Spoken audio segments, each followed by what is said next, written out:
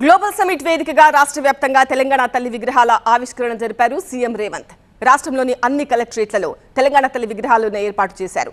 December 9న రాష్ట్ర ప్రకటన చేసిన రోజు అన్నారు సీఎం రేవంత్.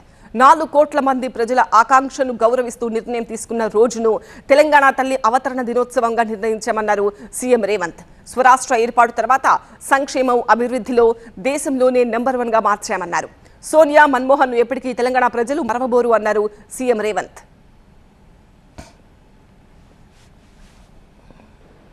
గ్లోబల్ సమ్మిట్ వేదికగా పెట్టుబడులు పెట్టిన పారిశ్రామికవేత్తల సమక్షంలో కేంద్ర రాష్ట్ర ప్రభుత్వ అధికారుల సమక్షంలో తెలంగాణ తల్లి విగ్రహావిష్కరణ ఈ కార్యక్రమం జరుపుకోవడం ఎంతో సంతోషం, ఒక శుభ పరిణామం.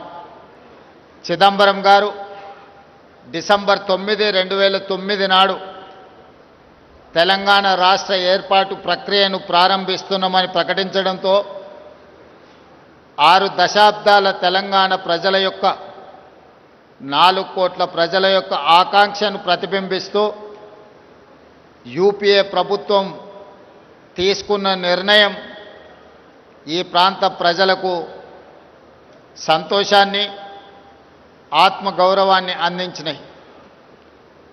అందుకే తెలంగాణ రాష్ట్రం ఏర్పడిన తర్వాత మొట్టమొదటిసారి ఏర్పడిన ప్రజాపాలన ఇందిరమ్మ రాజ్యంలో డిసెంబర్ 9కు ఉన్న ప్రాధాన్యతను గుర్తించి 60 సంవత్సరాల ప్రజల యొక్క బలమైన ఆకాంక్షను నెరవేర్చిన పర్వదినాన్ని తెలంగాణ తల్లి అవతరణ దినోత్సవంగా జరుపుకోవాలని తెలంగాణ రాష్ట్ర ప్రభుత్వం అధికారిక నిర్ణయం తీసుకొని ప్రతి సంవత్సరం డిసెంబర్ 9 నాడు తెలంగాణ తల్లి ఆవిష్కరణ ఉత్సవాలను జరుపుకుంటున్నాం.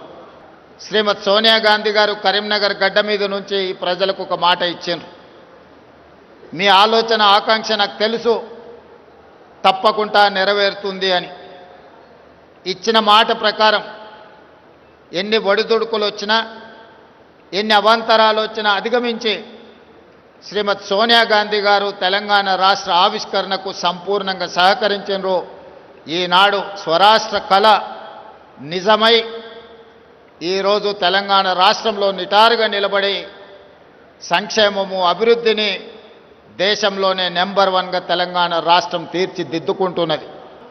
మా సంక్షేమ అభివృద్ధి కార్యక్రమాలలో శ్రీమతి సోనియా గాంధీ గారి స్ఫూర్తి, డాక్టర్ మన్మోహన్ సింగ్ గారి యొక్క విజన్ ప్రస్ఫుటంగా అమలు జరుగుతుంది.